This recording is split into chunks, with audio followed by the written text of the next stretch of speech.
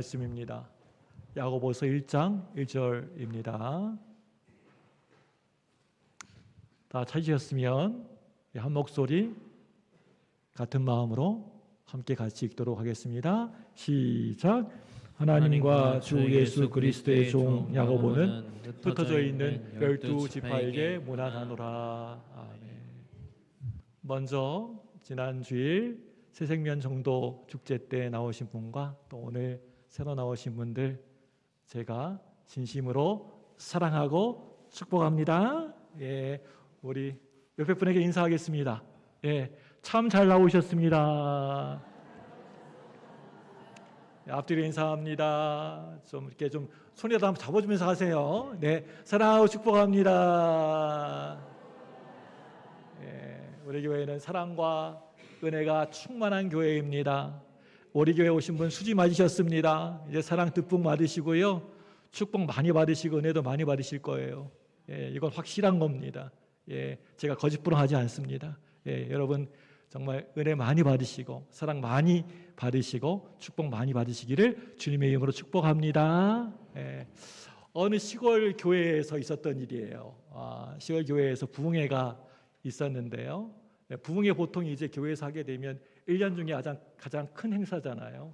네, 아주 1년 중에 신경도 많이 쓰고 또 이렇게 많이 이렇게 예도 쓰고 그러한 행사가 바로 부흥회입니다. 근데 이 부흥회 때 가장 중요한 게 뭐냐면요, 식사 문제예요. 네, 식사를 제공하는 그 문제가 참 중요한 문제이기 때문에 주방을 담당하는 그 교회, 그 시골 교회에 박 권사님의 역할이 아주 중요했습니다. 박 권사님은 주방팀을 조직하고 또 메뉴를 이제 어떤 메뉴를 할까 이렇게 정하고 음식을 잘 준비했습니다. 부흥회 기간 동안에 영의 양식을 먹는 것도 너무나도 그거 참 중요하지만 육의 양식을 잘 먹는 것도 참 중요하다라는 그런 생각으로 만반의 준비를 했던 거죠. 이 부흥회는 영적인 부흥이기 때문에 기도도 정말 열심히 해야 했습니다. 그래서 중보기도 팀장인 김 권사님은 팀원들과 함께 금식하면서 기도로 이 부흥회를 준비하고 있었습니다. 드디어 부흥회 첫날이 되었고 교인들이 식사를 하려고 내려왔습니다. 그런데 음식을 서빙하고 나면 재빠르게 막 설거지를 하고 막 다시 이렇게 채워야 하는데 그날 설거지 당번이었던 김 권사님이 콧뱅이도 보이지 않는 겁니다. 아무리 둘러봐도 김 권사 보이지 않는 겁니다. 김 권사님은 중보, 제가 아까 전에 뭐라고 그랬죠? 무슨 담당을 했죠? 김 권사님이 중보기도 팀장. 예, 기도에 몰두하느라 그날 설거지 당번이라는 것을 깜빡했던 겁니다. 그래서 박 권사님이 주방 담당 팀장인 박 권사님이 화가 그냥 머리 끝까지 났어요. 엄청 많이 나가지고 그래도 교회의 아주 큰 행사인데 김 권사님이 자리에 비운 것에 대해서 화가 나가지고 김 권사 어디 있어? 하면서 김 권사를 막 찾아다녔습니다. 드디어 어떻게 해가지고 막 찾다가 김 권사님을 찾았습니다. 보자마자 그래도 김 권사 지금 정신 있는 거야, 없는 거야? 교회 큰 행사인데 자리를 지켜야지. 이게 도대체 뭐 하는 거야? 라고 따져댔습니다. 보자마자. 근데 여러분, 가만히 보면요, 기도하는 사람들 성격 보통이 아닙니다. 한 성격 다들 하잖아요. 기도하시는 분들 보면요. 김 권사님도 그 말을 듣고 절대 물러서지 않았습니다. 그게 무슨 소리야? 하나님의 성령이 떠나면 박 권사 네가 책임질 거야? 그렇게 맞받아쳤습니다. 결국에는 이 두 사람 사이에서 싸움이 붙게 되었어요. 예, 가장 재미있는 구경이 뭐예요? 싸움 구경이죠. 예, 싸움이 그냥 났어요. 그냥 그러면서 이렇게. 여러분, 이런 일들이 정말 교회에서 종종 가끔씩 일어나는 것을 보게 되는데요. 특히 열심히 있는 분들, 교회에서 좀 열심히 하신다, 열심히 있는 분들 사이에서 이런 갈등이 생길 때가 많은 것 같습니다. 여러분, 그런데 이런 싸움과 갈등이 교회 안에서 여러분 왜 생기는 걸까요? 다 하나님의 일을 하고 주의 일 한다고 하는데 왜 이런 일이 생기는 걸까요? 바로 우리 안에, 내 안에 있는 미성숙한 부분이 있기 때문에 자꾸만 이런 일이 발생하게 되는 것입니다. 여러분 혹시 성인아이라는 표현 들어보신 적이 있으시나요? 원래 이 단어는요, 알코올 중독 가정에서 자란 아이들을 뜻하는 말이에요. 그런데 요즘에는 부모로부터 막 학대를 받거나 어려운 가정 환경에서 자란 사람들을 지칭하는 용어가 되었습니다. 인간관계에서 정말 중요한 것은요, 감성 지수와 관계 지수인데요, 여기에 좀 문제가 생기게 되면 성격 장애가 발생하게 되는 것입니다. 좀 더 쉽게 말하면 나이가 이제 다 먹을 대로 먹어가지고 다 큰 성인이지만 생각하는 것이나 또 행동하는 것은 어린아이 같은 경우를, 그런 사람을 성인아이라고 그렇게 부릅니다. 마찬가지로 교회 안에도요, 이 성인아이들이 있다는 거예요. 아주 별것도 아닌 너무나도 사소한 일 때문에 막 그것 때문에 마음이 상하고 막 이렇게 삐져버리고, 또 작은 일 때문에 서로 관계가 틀어지고 얼굴을 붉히고 화를 냅니다. 이런 모습들이 성인 아이의 특징인데요, 여러분 그렇다면 왜 그럴까요? 교회에서 주의를 하면서 그것은요, 우리의 미성숙 때문에 그런 것입니다. 오늘부터는요, 우리는 야고보서 말씀을 중심으로 해서 이제 매주 설교를 듣게 될 것입니다. 언제 끝날지 모르겠어요. 야고보에 제가 딱 마음이 꽂혀가지고 매 주일마다 야고보서를 제가 다룰 것입니다. 야고보서에서는 정말 많은 다양한 주제들이 있지만 그 중에서 하나가요, 성숙입니다. 뭐라고요? 성숙. 가장 중요한 주제, 성숙입니다. 야고보에서 강조하는 게. 이제 우리가 살펴볼 야고보서는요, 다른 서신들과는 좀 많이 다르게 신앙의 행위와 행동을 매우 강조하고 있습니다. 대표적인 말씀이 야고보서 2장 17절 말씀인데요, 우리 야고보서 2장 17절 한번 읽어보겠습니다. 시작. 이와 같이 행함이 없는 믿음은 그 자체가 죽은 것이라. 뭐가 죽은 것이라고요? 행함이 없는 믿음은 죽은 것이다. 믿음에 합당한 행위, 한마디로 행함을 야고보서는 강조하고 있습니다. 다시 말해서 성숙을 강조하는 것은 그게 오늘 야고보의 특징입니다. 우리가 예수를 믿으면 믿을수록, 신앙생활을 하면 할수록 우리의 신앙이 점점 더 자라나고 성숙해져야 되는데, 야고보서는 바로 이 부분을 분명히 지적해주고 있습니다. 특별한 점은 야고보 자신이 미성숙에서 성숙을 직접 체험한 사람이라는 거예요. 성숙을 체험한 사람이 성경을 기록했기 때문에 이 성경이 더욱더 강력한 메시지를 전달하는 것이죠. 그렇다면 여러분, 먼저 이 야고보라는 사람이 누구일까요? 이 야고보, 이 성경을 기록한 저자 야고보가 누구인지, 어떤 사람인지 살펴보도록 하겠습니다. 신약 성경을 보시면 이 야고보라는 이름은 그 당시에 아주 흔하디 흔한 그러한 이름이라는 것을 알 수가 있습니다. 그 마치 우리 옛날 시절에 가면 뭐 이렇게 개똥이, 소똥이처럼 많은 사람들이 이 이름을 가지고 있어요. 그러니까 뭐 5사람 중에 한 사람은 야고보예요. 지나가다가 야고보 하면 에? 하고 돌아보는 사람이 많아요. 그 시절이었어요. 옛날에 개똥아 그러면 예 하는 것처럼. 아무튼 이 야고보서를 기록한 야고보는 누구일까요? 가장 유력한 후보 3명이 있어요. 성경에 있다 보면 이 야고보서를 기록한 가장 유명한 야고보 3명이 있습니다. 첫째로요, 예수님의 제자인 세베대의 아들 야고보예요. 누구라고요? 세베대의 아들 야곱. 예, 요한과 형제의 지간이에요.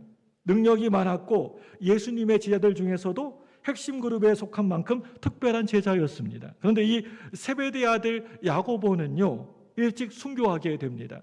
제자들 중에서 가장 먼저 죽는 사람이죠.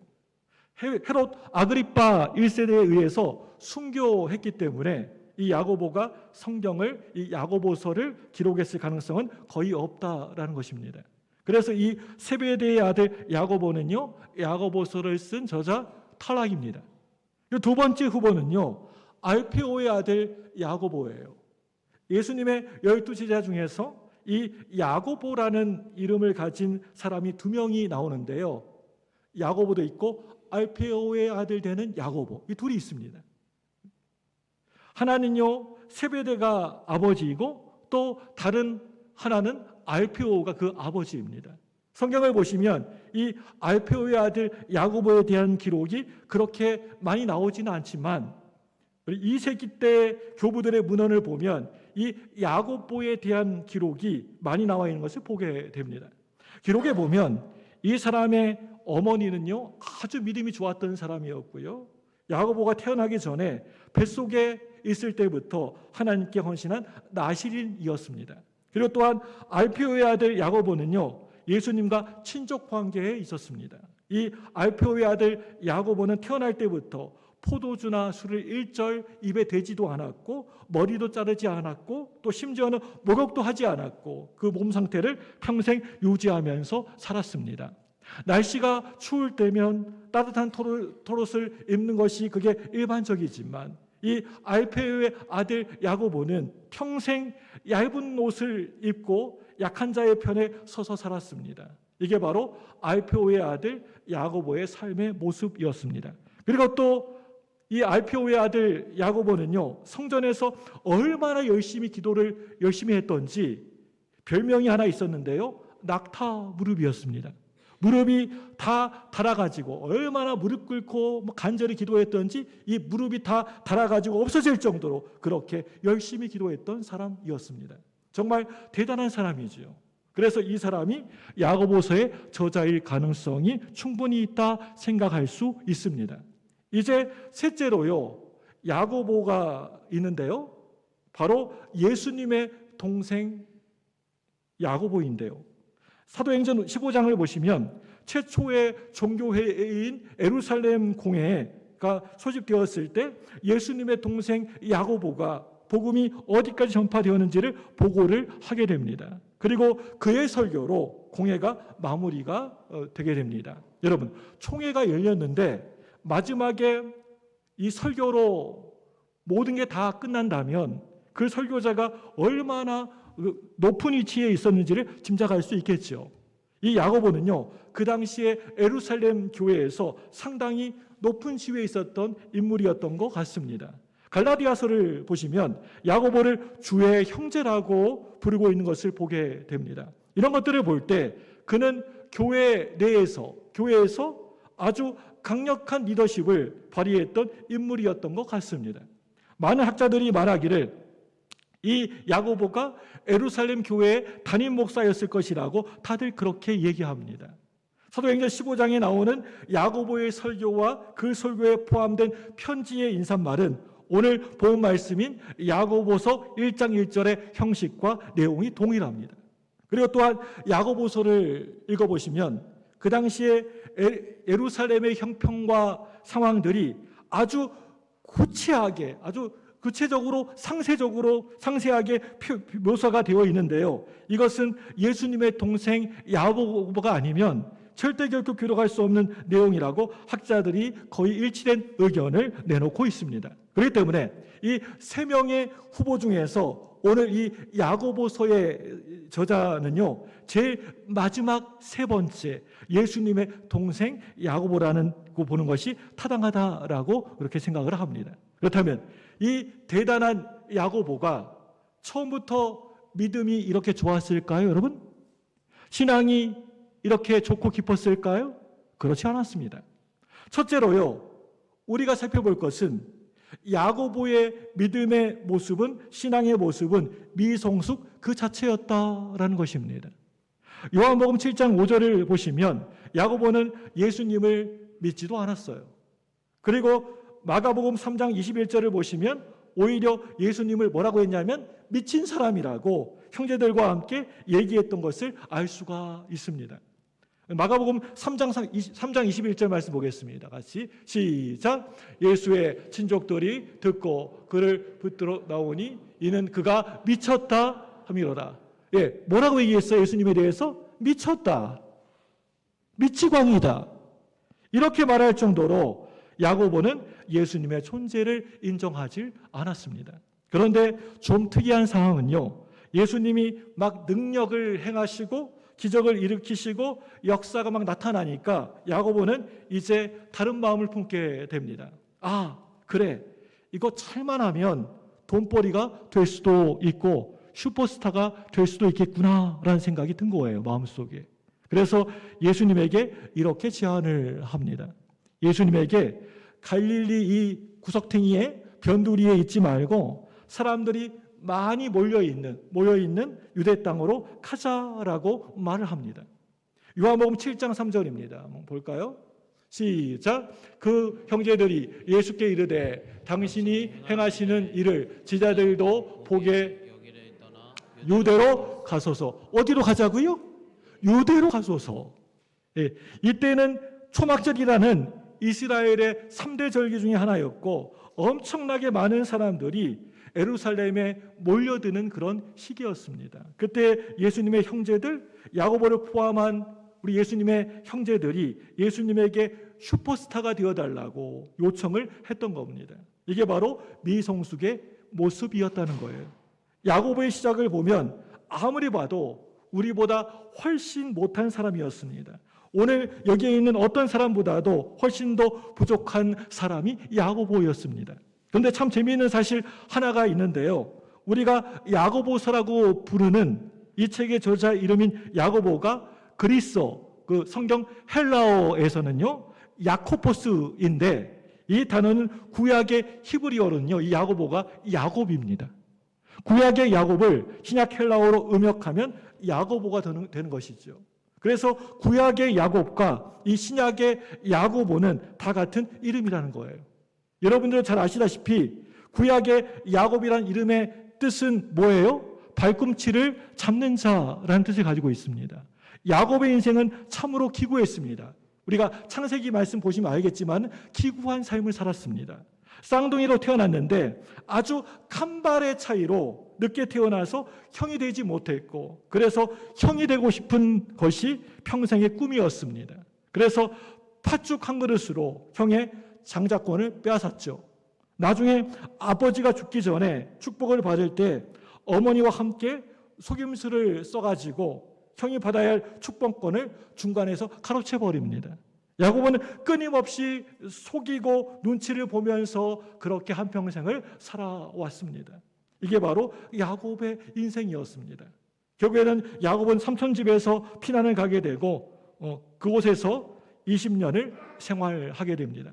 그런데 그 생활이 절대 결코 행복하거나 평탄하지는 않았습니다. 야곱이 죽기 전에 했던 말 무엇입니까? 내 인생 130년 험난한 세월이었다라고 그렇게 회고하지 않습니까?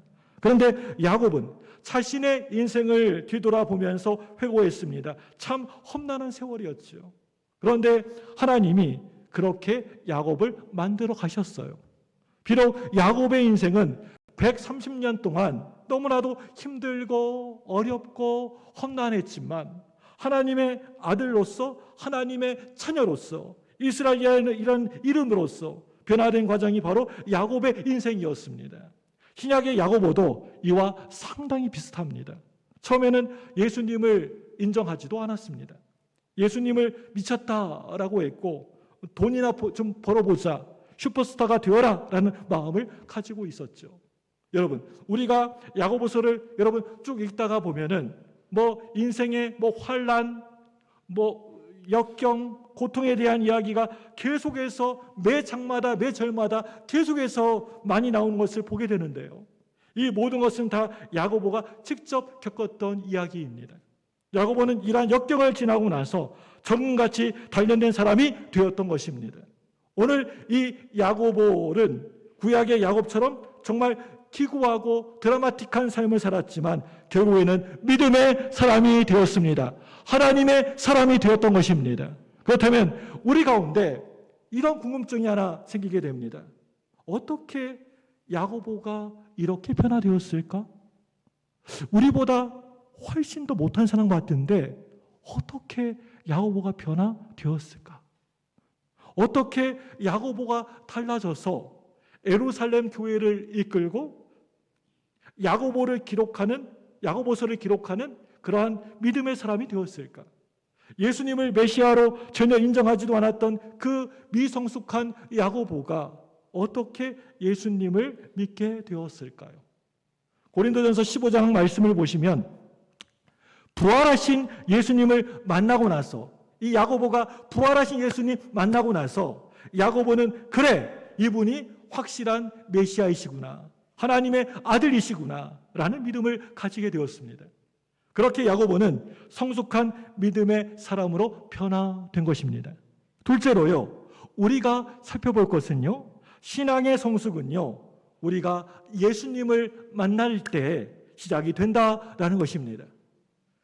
신앙의 성숙이 언제 시작된다고요? 예수님을 만날 때. 이전에는 예수님을 그렇게 미치광이라고 정신병자라고 생각했던 사람이, 사람들에게 돈이나 좀 벌어보라고 생각했던 사람이 이제 예수님의 부활을 체험하고 나서는 어떻게 되었습니까? 예수님을 나의 주님, 나의 구주로 믿게 되었던 것입니다. 그리고 그 순간부터 신앙의 성숙이 시작된 것이죠. 우리의 신앙의 성숙도 마찬가지라고 생각합니다. 예수님을 나의 주님, 나의 구주로 믿고 영접하는 그 순간부터 시작이 되는 것입니다. 정말 중요한 것은요, 예수님을 인격적으로 영접한 체험이 없는 사람은요, 절대 결코 무슨 일을 해도, 무슨 짓을 해도 신앙의 성숙이 없다라는 것입니다. 가끔 교회에서 우리가 속는 경우가 있어요. 어떤 권사님이나 집사님이 너무너무 열심히 섬기는 거예요. 교회 오면 너무 열심히 하시는 거예요, 뭘. 그런데 알고 보니까요, 예수님을요, 인격적으로 만난 적이 전혀 없는 거예요. 그러면 나중에 분명히 크게 뒤통수 맞게 되어 있습니다. 이것을 우리는 폭삭 속았수다라고 이야기하죠. 예. 특히 우리 아이들 모습 보면요, 어릴 때에는 참 예의도 바르고 장로님, 권사님한테도 인사도 잘하고 안녕하세요, 찬양도 잘하고 율동도 잘하고 성경 감성도 누구보다 잘합니다. 그래서 교회에서는 착한 아이로 만들어졌습니다. 그런데 이 아이가 예수님을 나의 주님, 나의 구주로 영접하지 못하고 그런 체험이 이 아이에게 없다면 어느 순간에 삐걱삐걱 거리게 됩니다. 특히 사춘기가 되면요, 이 아이가 어디로 튈지도 모르고 막 겉돌게 되죠. 이제 더 이상 열심히 하지 않아요. 막 방황하게 되고 심지어는 교회를 떠나게 되는 경우도 있습니다. 이런 일들이 얼마나 많은지 모릅니다. 제가 목회하면서 많이 봤습니다. 그렇기 때문에 우리 아이들의 삶에서 가장 중요한 게 뭐예요, 여러분? 뭐가 제일 중요해요? 예수님을 나의 주님으로, 나의 구주로 영접하는 것이 정말 그게 너무나 중요합니다. 지금 뭐 인사 잘한다고, 예의 바르다고, 그 좋은 거 아니에요. 예수 잘 믿어야 됩니다, 우리 아이들이. 우리 역시 동일합니다. 예수님을 만나는 체험이 있을 때, 그럴 때 그 사람의 믿음의 신앙의 성숙이 시작되어지는 겁니다. 오늘 이 시간 아직까지 예수님을 나의 주님으로, 나의 구주로 영접하지 못한 분이 계시다면 오늘 이 시간을 통해서 예수님을 그리스도로, 주님으로 꼭 영접하시기를 주님의 이름으로 간절히 축복합니다. 특별히 지난주와 오늘 오신 분들 예수님 꼭 만나시길 바라요. 예수님과 늘 만나서 행복하게 살아가시기를 바랍니다. 야고보는요, 예수님을 만난 사람이었기 때문에, 경험했던 사람이었기 때문에 이렇게 신앙의 성숙이 일어나게 된 거예요. 오늘 야고보서 1장 1절에서 이렇게 말하고 있어요. 뭐라고 하고 있어요? 하나님과 주 예수 그리스도의 종, 누구는? 야고보는. 보통 여러분 편지 쓸 때 어떻게 써요? 보내는 사람이 먼저 나오게 되죠. 야고보도 먼저 자기를 드러내고 있습니다. 예, 야고보는, 하나님과 주 예수 그리스도의 종 야고보는. 여러분, 보통 우리가 자기를 나타낼 때, 드러낼 때 어떻게 하죠? 여러분 어떻게 해요? 날 드러낼 때 어떻게 드러내요? 나타내요? 누구와의 관계를 통해서 나를 드러내지 않습니까? 예전에 어떤 영화 보니까 나 그 사람이랑 밥도 먹고 사우나도 하고 알죠? 예, 그 사람 관계의 친분을 드러냅니다. 초등학교 아이들이 얘기하는 걸 보면요, 되게 유치해요. 옆에서 보면 지네들끼리 막 심각한데 옆에서 듣고 있으면 되게 유치해요. 우리 아빠가 얼마나 유명한 줄 알아? 우리 아빠는 대통령하고도 아는 사이야. 명절 때만 되면 대통령한테서 문자가 와. 이렇게 얘기합니다. 그러면 옆에 있는 아이가 막 열받잖아요. 막 신경이 나가지고. 에이, 그것 아무것도 아니야. 우리 아빠는 연예인이랑 알아. 아이돌도 잘 알아. 우리 저번에 아이돌 콘서트도 갔다 왔어. 라고 말합니다. 그러다가 옆에 있는 아이가 이제 할 말이 별로 없어요. 별로 없으면 우리 아빠는 편의점 사장님하고 아주 친해. 밤 11시에 가면 공짜로 도시락도 받아와. 이렇게 말하죠. 그 시간에는 처리할 음식들이 많이 나옵니다. 우리 딸이 편의점 알바하는데요. 폐기라고 해가지고 날짜 지나면 그거 버려야 된대요. 맨날 그것만 먹고 있는데 우리 딸은. 우리는 누군가의 관계를 통해서 나를 높이기를 원합니다. 나 그 사람 알아. 그 사람하고 친해. 관계를 얘기합니다. 높은 사람과 유명한 사람들과 알고 싶어 하죠. 이게 우리가 일반적으로 가지고 있는 모습이라는 겁니다. 그런데 내 존재를 알리고 표현하는 것이 그게 1차적인 방법입니다. 여러분, 그렇다면 야고보는 어떻게 자기를 소개해야 할까요? 우리 형은 메시아야. 우리 형은 예수야. 우리 형은 구주, 주님, 그리스도야. 이렇게 말하는 것 맞잖아요. 우리 형 예수야, 메시아야, 구주야. 그런데 야고보는 그렇게 말하지 않았다는 거예요. 야고보는 예수님을 뭐라고 다른 사람에게 얘기하고 있어요? 주님이라고 이야기를 하고 있습니다. 예수님의 동생 야고보라고 하지 않고 예수님을 주님이라고 고백하고 있습니다. 이게 바로 야고보의 정체성이었습니다. 셋째로요, 우리가 살펴볼 것은 우리의 신앙의 성숙은 우리의 정체성을 보여준다라는 것입니다. 야고보는 예수님을 주님이라고 부르고 있습니다. 나는 예수님을 주로 모시고 살아가는 사람입니다. 이게 바로 야고보의 정체성이었습니다. 또 야고보는 예수 그리스도의 종이라고 고백을 하고 있습니다. 1장 1절에 보면 이게 바로 야고보의 정체성이었어요. 야고보서는 그런 고백에서 시작이 되어집니다. 저는 2002년 월드컵 때를 결코 잊을 수가 없어요. 그때 다들 보셨겠지만 정말 잊지 못할 순간들이 참 많지 않았습니까?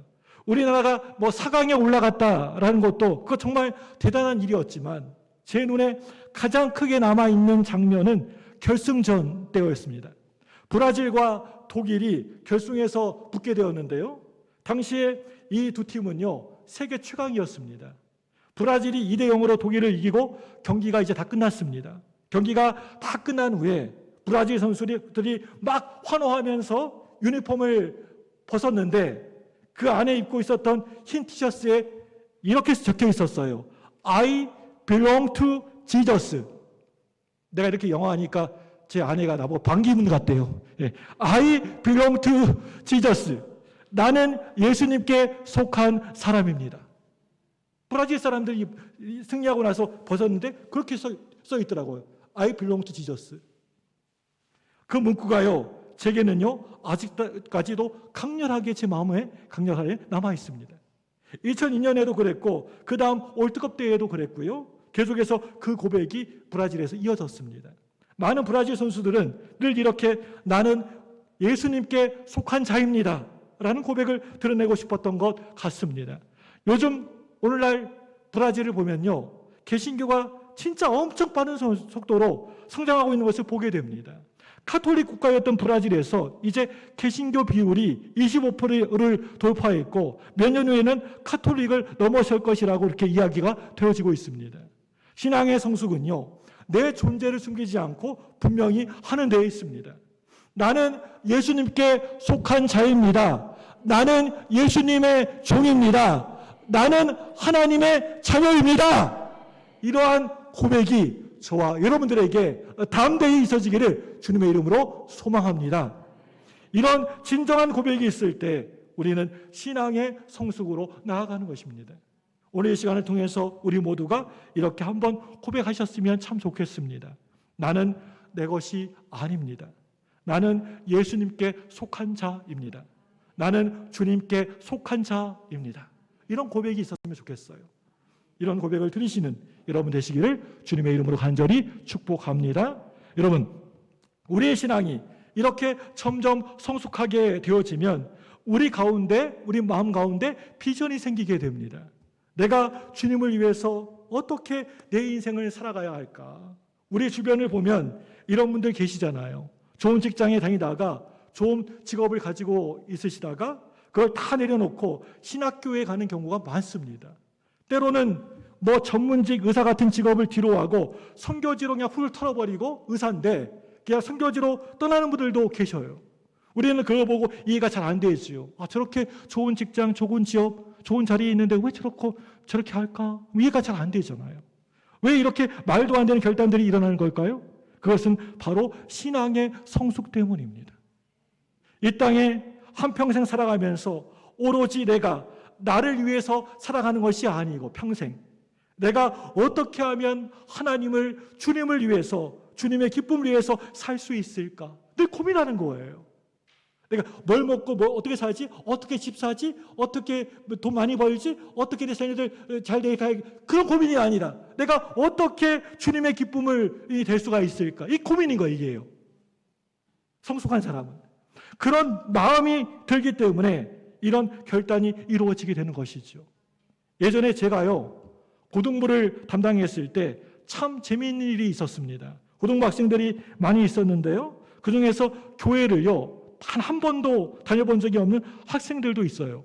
그런데 참 신기한 것은요, 그 교회를 한 번도 안 다녀본 학생이 또 다른 교회에 안 다녀본 친구를 전도하는 거예요. 그런데 아무튼 여름방학 때 단기 선교를 준비하려고 했는데 어떤 한 학생이 저에게 찾아온 것입니다. 목사님, 질문이 있습니다. 그래서 뭔데? 라고 물었더니 불신자도 선교 갈 수 있나요? 라고 질문하는 거예요. 아니, 그게 무슨 소리야? 라고 했더니 자기가 교회 다닌 지 지금 한 3달밖에 되지 않았다는 거예요. 아직까지 예수님이 뭐 누구신지 뭔지 잘 모르겠는데 나도 선교회 갈 수 있느냐고 묻는 거예요. 결국에는 그 학생은요, 선교회에 같이 동참하게 되었습니다. 그런데 이런 친구가 한 명이 아니에요. 여러 명이 있었습니다. 교회를 처음 다녔는데 우리 교회 와서 예수님이 누군지 알게 되었고 그 다음에 바로 하는 행동이 무엇입니까? 예수님을 위해서 내가 무엇을 할 수 있을까?